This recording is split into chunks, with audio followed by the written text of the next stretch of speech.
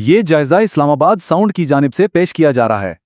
अच्छा, live sound में सबसे बड़ा इम्तिहान क्या होता है? यही ना कि 1 घंटे की परफॉर्मेंस के बाद भी क्या वोकल्स उतने ही साफ और दमदार हैं जितने शुरू में थे, या फिर आवाज कान में चुभने लगती है और सुनने वाले थक जाते हैं? हम सब इस चैलेंज से गुजरे हैं, खास तौर पर कव्वाली और नात की महफिलों में। तो आज हम पी ऑडियो के E15300S को परखेंगे, एक ऐसा स्पीकर जो दावा करता है कि वो इसी मसले का हल है। तो चलिए देखते हैं कि आज हम इस रिव्यू में क्या क्या कवर करने वाले हैं। पहले हम इसकी बुनियादी चीज़ों को समझेंगे, यानी इसकी स्पेक्स क्या हैं। फिर इसका असल इम्तिहान होगा वोकल परफॉर्मेंस।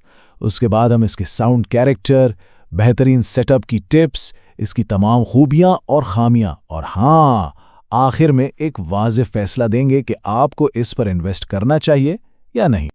तो ठीक है, शुरू करते हैं पहले सेक्शन से, इंट्रोडक्शन एंड की स्पेसिफिकेशंस। आइए देखते हैं कि इस वर्कहॉर्स में आखिर है क्या।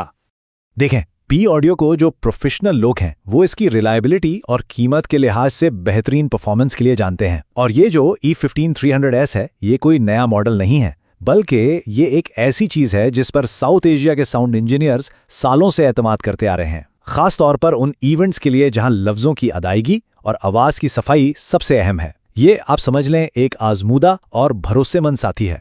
अब जरा इन नंबर्स का असल मतलब समझते हैं। 300 वॉट AS पावर हैंडलिंग, इसका मतलब है कि आप इसे लंबी महफिलों में घंटों तक मुसलसल चला सकते हैं, परफॉर्मेंस में कमी आए बगैर। लेकिन असली गेम चेंजर मेरे ख्याल में इसकी 99 dB सेंसिटिविटी है। अब इसका मतलब क्या है? सीधी सी बात है, ये कम पावर पर भी बहुत लाउड और क्लियर रहता है। इससे आपका एम्पलीफायर सुकून में रहता है, उस पर लोड कम पड़ता है और डिस्टॉर्शन का खतरा भी कम हो जाता है। फ्रीक्वेंसी रेंज है 40 से 2000 हर्ट्ज तक। ये रेंज खासतौर पर इंसानी आवाज़ के लिए ही डिज़ाइन की गई है। और आखिर में 3 इंच की वॉइस कॉइल, ये इस बात की ज़मानत है कि जब स्पीकर घंटों चलने के बाद गर्म होता है तो पावर कंप्रेशन कम से कम हो और आवाज़ की सफाई वैसी ही बरकरार रहे।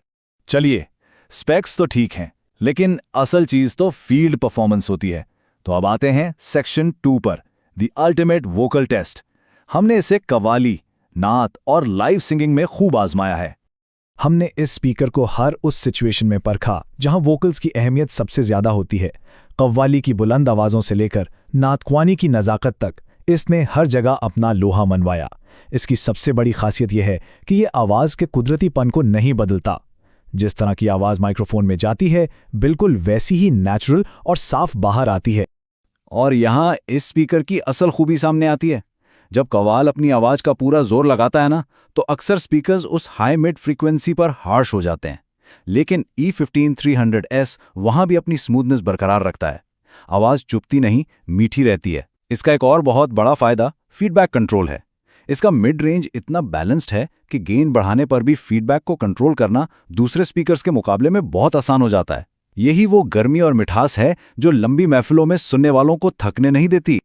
अच्छा, तो वोकल्स के अलावा इसका मजमूरी साउंड कैरेक्टर कैसा है?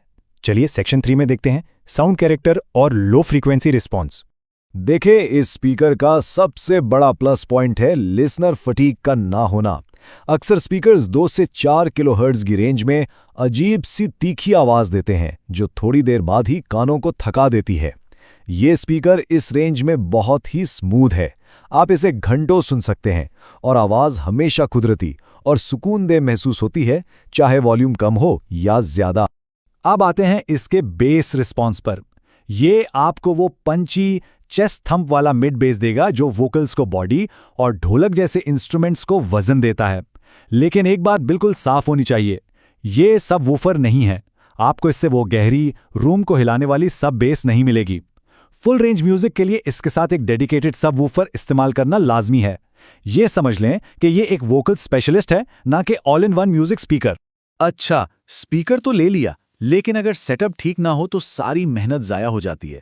तो चलिए आगे बढ़ते हैं सेक्शन 4 पर, रियल वर्ल्ड सेटअप गाइड। मैं आपको कुछ प्रोफेशनल टिप्स बताता हूं इससे बेहतरीन साउंड हासिल करने के लिए। इसे 70 से 90 लीटर की एक अच्छी सॉलिड बैस रिफ्लेक्स कैबिनेट में फिट करें। अगर आप 2 वे सेटअप बना रहे हैं तो क्रॉसओवर पॉइंट 1.8 से 2.2 किलोहर्ट्ज के बीच में रखें। ये इसका स्वीट स्पॉट है। पावर के लिए 8 ohms पर 300 से 450 वॉट का एक अच्छी क्वालिटी का एम्पलीफायर इस्तेमाल करें। और एक प्रो टिप, अगर वोकल्स थोड़े मडी या भारी लगे तो इक्वलाइजर पर 400 से 500 हर्ट्ज की रेंज में हल्का सा कट दें। आप देखेंगे कि वोकल्स फौरन खुलकर सामने आ जाएंगे। और ये सारी बातें इसके फ्रीक्वेंसी रिस्पॉन्स ग्राफ से भी साबित होती हैं। अब ग्राफ देखकर घबराना नहीं है, इसका मतलब बहुत सीधा सा है। देखें कि 200 से 2000 हर्ट्ज की जो अहम वोकल रेंज है, उसमें इसकी लाइन कितनी फ्लैट और कंसिस्टेंट है। इसका मतलब है कि ये स्पीकर किसी फ्रीक्वेंसी को बेवजह बूस्ट नहीं कर रहा। ये आवाज़ को बिल्कुल वैसा ही पेश करता है जैसी वो है, जो इसकी नेचुरल साउंड की सबसे बड़ी वजह है। अच्छा, कोई भी चीज़ परफेक्ट नहीं होती, ठीक है? तो आइए सेक्शन 5 में इसका एक मुकम्मल और ईमानदार जायज़ा लेते हैं। इसकी खूबियाँ क्या हैं और खामियाँ क्या हैं। तो खूबियों में सबसे पहले इसकी बेहतरीन वोकल क्लैरिटी, फिर थकन ना देने वाली साउंड, इसकी हाई एफिशिएंसी और आजमूदा रिलायबिलिटी। सीधी बात है, ये अपनी कीमत के हिसाब से एक बेहतरीन वैल्यू देता है। अब खामियों की बात करें तो जैसा पहले बताया, इसमें डीप सब बेस नहीं है। इसकी जो बॉडी है वो स्टैम्प्ड स्टील की है, जो कास्ट एल्यूमिनियम के मुकाबले में थोड़ी कम मजबूत होती है। और हाँ, इसका ओरिजिनल मॉडल अब मिलना थोड़ा मुश्किल हो रहा है नए V2 मॉडल के मुकाबले में, जिसकी सेंसिटिविटी थोड़ी सी कम है। अगर इसे मार्केट के दूसरे स्पीकर से कंपेयर करें तो इस तरह समझें, ये एक स्विस आर्मी नाइफ नहीं है जो हर काम थोड़ा थोड़ा कर ले।